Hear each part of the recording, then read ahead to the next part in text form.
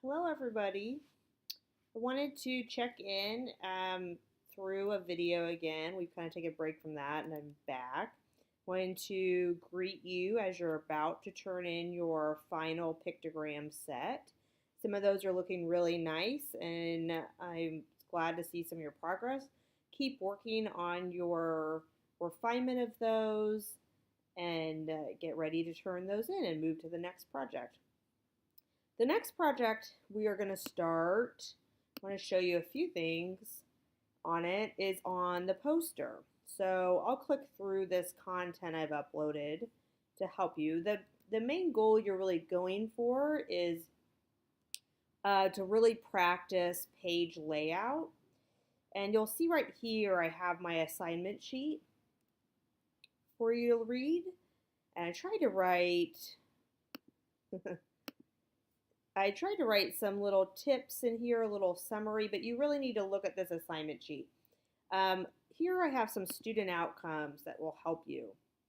You're going to basically choose an artist that is not living after 1982, so anybody that's um, alive or before 1982 is fair game. And I've uploaded here some student examples, and these red files are going to be much more of a whole process documentation. You're going to build this poster by hand. So if you look at this example, this is Larry Fulcher's. He did it on Charles Eames. And you can see this is actually, this is a very strong poster. It has the required material you need to have. It has an image. It's built by hand. There's no computer manipulation. It has the name of the artist, and it has kind of a quote or a tagline. So your dominant type is going to be the name of your artist. You have your image to work with that you'll make that you think really hits the main points of your artist, really defines them. And then you have some secondary text that's going to be put a little smaller, which can be a quote or a tagline of your artist. If we go back, you'll see here, this is some of Larry's process, which I think helps to see. So this was like an initial sketch or mock-up that Larry made after researching Charles Eames. He made this sketch on the computer in Illustrator. You can make that by hand. We're kind of taking a break from the computer. And you can see here is his camera setup. So this is what I mean by you're building this poster by hand. You're not allowed to use the computer to create the poster. So anything that you want in the poster needs to be physically created, and one camera picture serves as that poster documentation. So you can see here he's got his chair, he has his camera, he has his paintbrushes, and the film canister perfectly positioned. He's also taking this photo not actually in a photography studio. This is actually the basement of Kansas City Art Institute, but he's shut the doors and he's basically making it work as a photography studio, and he's using lighting, a nice lighting setup. You guys at Washburn have a very nice photography studio, so I think that you should be all set in terms of this. You can see this setup helps a lot for you to understand your process. And this is the photo that took. He's kind of removed some things. I think he's decided this film canister is a little close to that edge. So he shifted things down, retook his photo.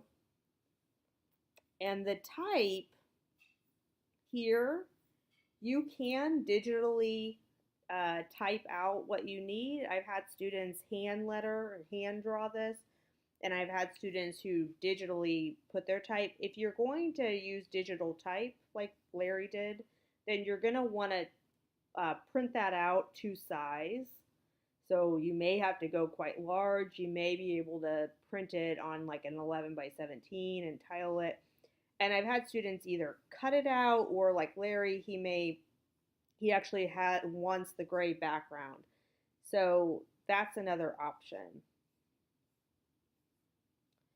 So yet again, I want to point your attention to this image right here, which is a really nice documentation of the way he set up his work.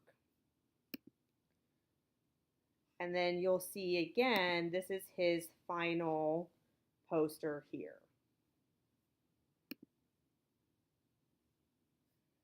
I've uploaded a lot of different students. I want to point your attention to a few of them, but I'll let you kind of browse these. So Samantha Yates has a really good documentation on research and inspiration of her artist, where she's found a lot of defining images of that artist. Um, and there's a pretty clear connection to her final. Miles, for Da Vinci, I don't have a lot of his process, but I wanted to give you his final image here. He's got kind of a densely arranged layout. Larry, we talked about. Kaylee Houtsman has this image. You can see she actually hand lettered her typography, and that's fair game. And all this confetti and these printouts and the martini glass, the broken martini glass, are actually laid out. And again, it's just one single camera photo that takes this poster. And here she has her secondary type. It's not a quote, it's like a line. So she's got it. It doesn't have to be a quote. It's more of a tagline for her. And I think this is Larry's image again. I wanted to show you one last student. I had a student, Kristen Ashton, who was doing Alexander Fleming, scientist. She wanted to. This is her process shot, and she wanted to. She ended up using not studio lights, kind of the opposite. She ended up liking the lighting that she got from the projector. So I think it's kind of fun to play around, really think about your artists. And here's Ashton's final image here. And so you can see it's type that's been cut out and kind of taped in place. And really think about your artist and your final, like what kind of lighting and setup but best fits them. So if you look at the assignment sheet,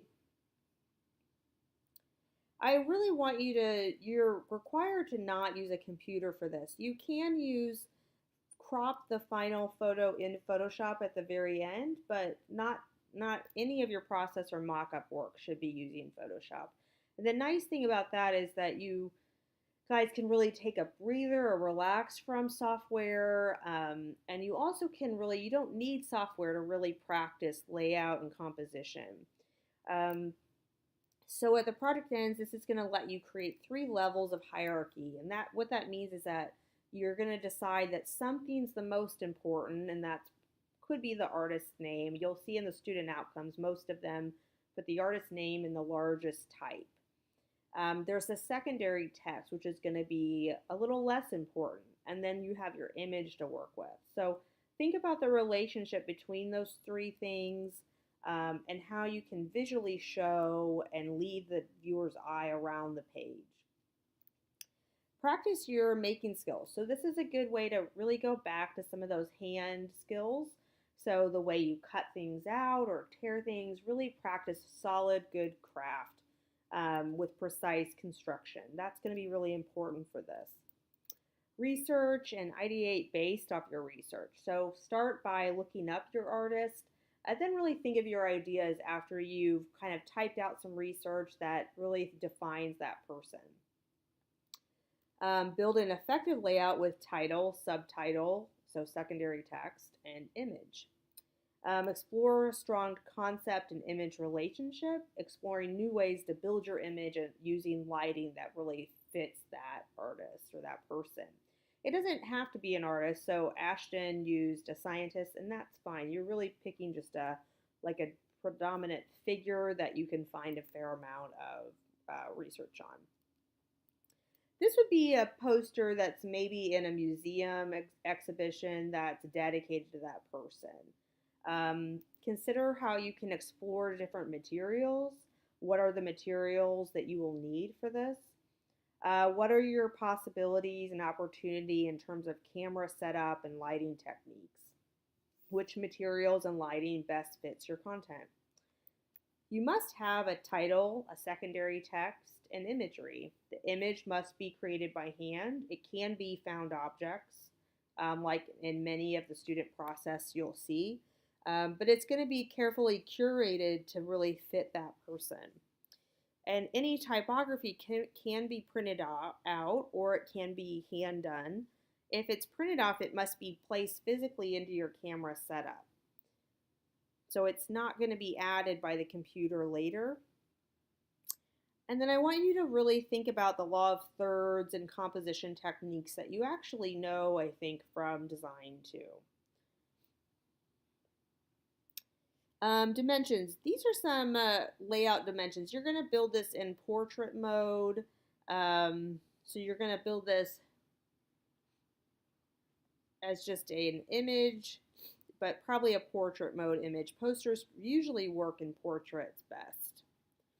Here's some required process. So I want you to type out some research. It doesn't have to be long, about a page. Do some layout sketches on paper. And really practice, once you've kind of had an idea sketched on paper, really start to use the camera as your sketching material. I think this is we've kind of been doing that a little bit, in this project especially, that really comes in. I do want you to gather some inspiration from the person. It doesn't have to be an artist, it could be a scientist, it could be any like famous figure is fine. I've had people use athletes. Really find some inspiration that you think defines them. We will do some initial poster mock-ups. I would like to see 3 of those, and then you'll have a final poster. To help you in some more learning on this, here's your submission folders down here. And right here you have your typed process that's expected, and then your final will be here, and it'll be turned in as a JPEG. There are what I've uploaded some best practice videos. Ellen Lupton and Layout and Composition, these are both talking about similar things. Ellen Lupton is a very well-known graphic design educator and curator at MICA. She has an excellent ability to talk about design in a way that's basically storytelling. And this lecture is at the Cooper Hewitt Museum as she talks about the poster exhibition she curated. This is a really great lecture that's going to give you a lot of excellent poster design, graphic design posters to model, to look at the layout, to think about white space, and listen to how Ellen talks about poster design and what's important about when you actually design a poster. Layout and Composition is a much shorter video, I believe, and it's going to kind of hit into some basics. Typography is a link I just uploaded, and it's actually taking you to this lynda.com typography video. This is a whole course. The whole thing is 2 hours. And I'd like you to watch this course. You can access lynda.com, and I access lynda.com for free through my library. So let me show you how you can do that through the Topeka Public Library.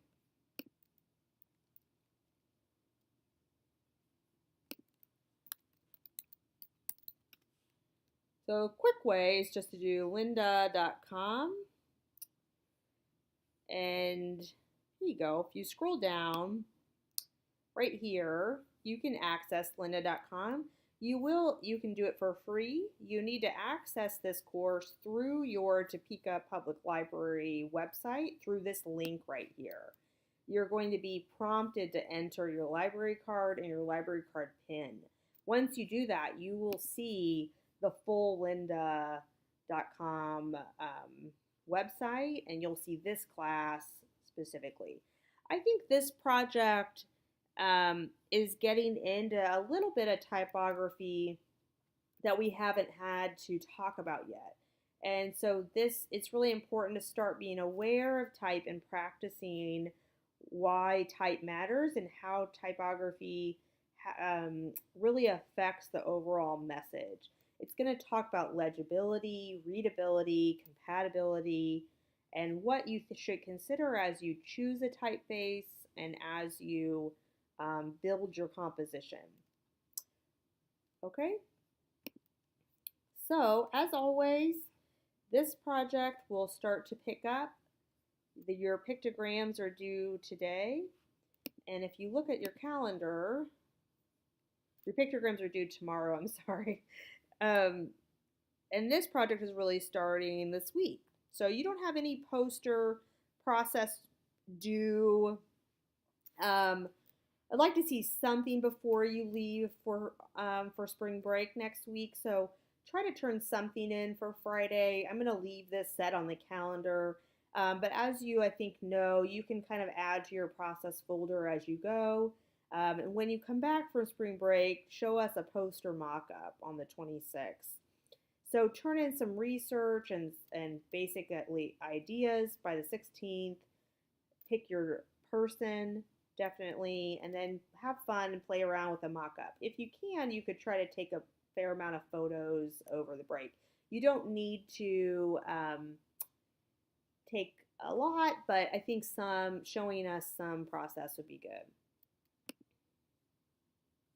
The final poster will be due April 9th, so that Monday, and I will try to upload your final project the week before on this day. So with that, I will say good luck with your final pictogram process. Things are looking pretty good for some. Really practice that negative space and how to simplify.